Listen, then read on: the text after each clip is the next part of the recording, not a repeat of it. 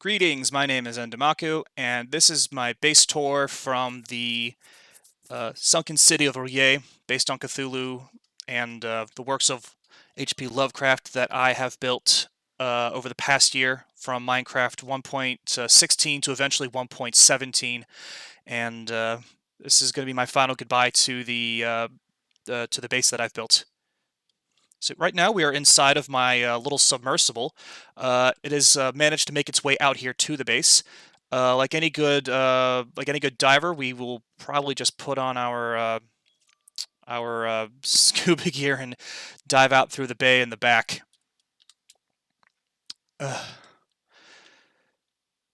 Yeah. So this entire city is underwater.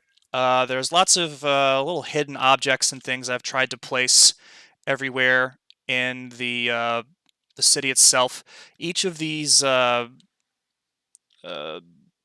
bizarre buildings houses a farm that I created to get resources to build other parts of the farm.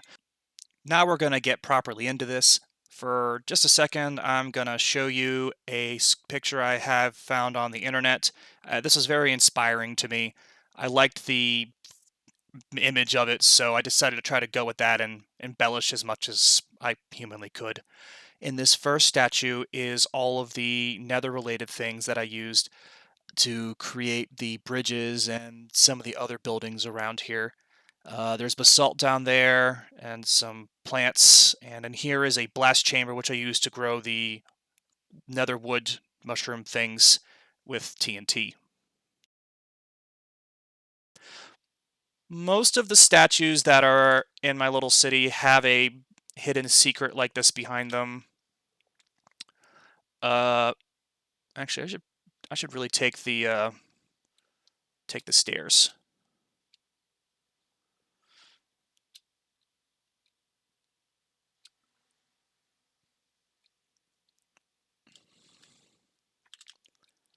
Do do do.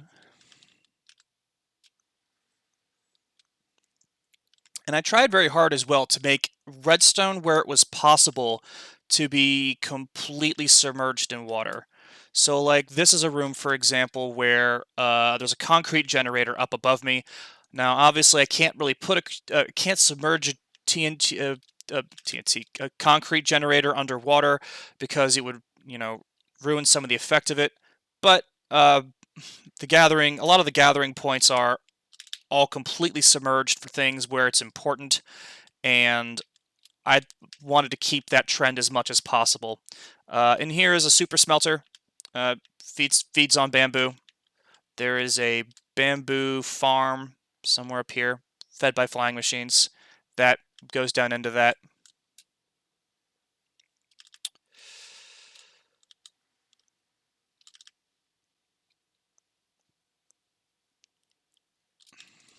Because I wanted it, added a chorus fruit farm. These are actually pretty fun to pluck. Since I don't really use bow and arrow or even elytra to get around, I just like to sit here and practice my trident throwing by harvesting these things.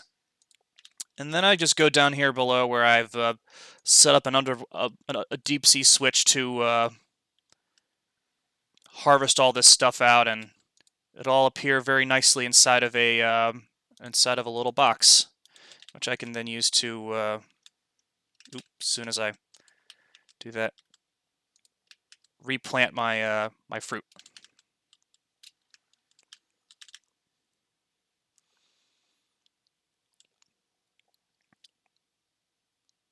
Over here, down another dark, mysterious hallway, we've got slime farm.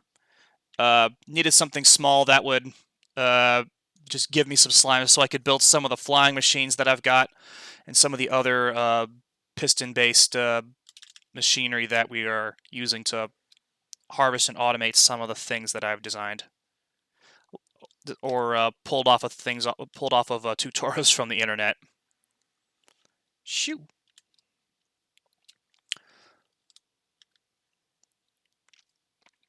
Let's see. So in each of these buildings, we've got stone generator. We've got a glowberry farm. We've got vines. I actually kind of liked this. I built a giant upside down boat to house a vine farm. Uh, moss farm. Uh,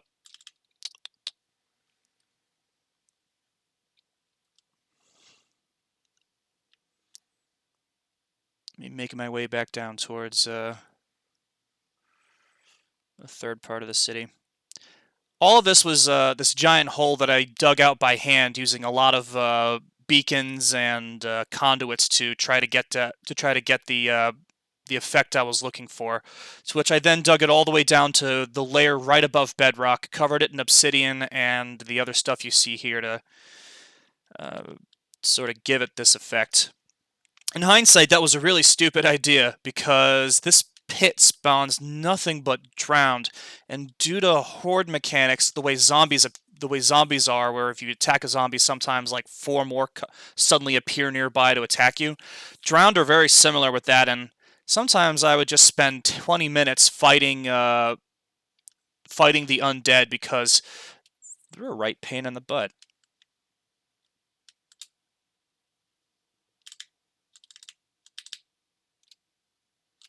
This is my villager farm.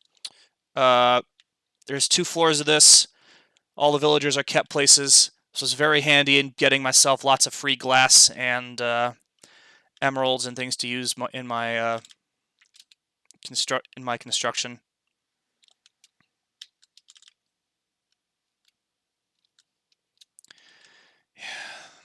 It's a statue of Mother of if I get my lore right, Mother Dagon. No, Father Dagon is the one big statue that you see repeated 3 times over here, holding this. Someone who knows the lore will probably correct me better.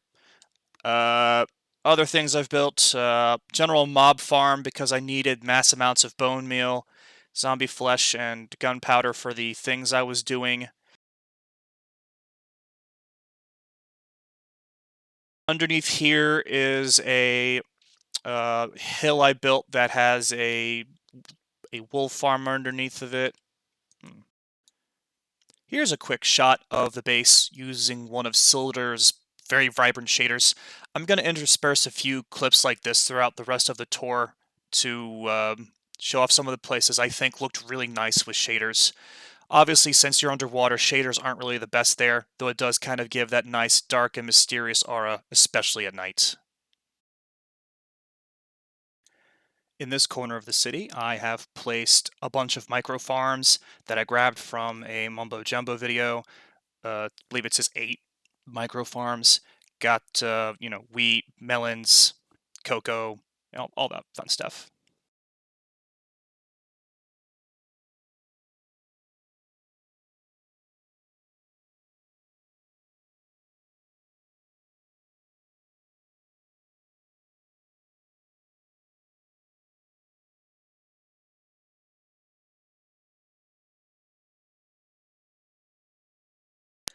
The very last part of the food production sector of the city are these 2 farms I hid in this little crevice here.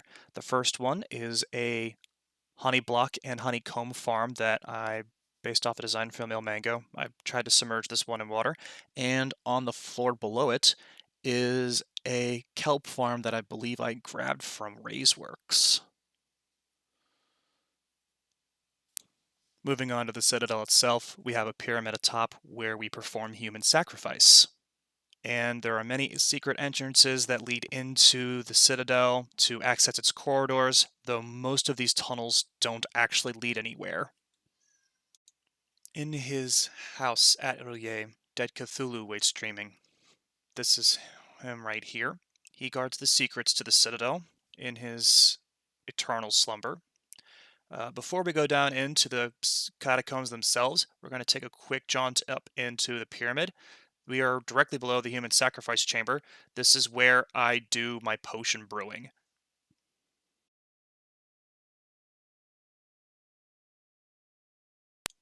In order to access the catacombs beneath the Citadel, we're going to jab Cthulhu right in the eye with a trident, and it will open up a secret passage.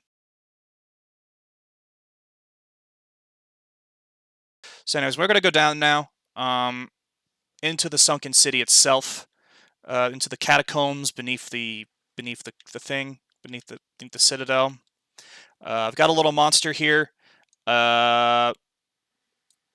This eye, when I shoot that eye of the monster, it changes the platform back to this, and if I really feel like it, this eye over here completely shuts the door behind me.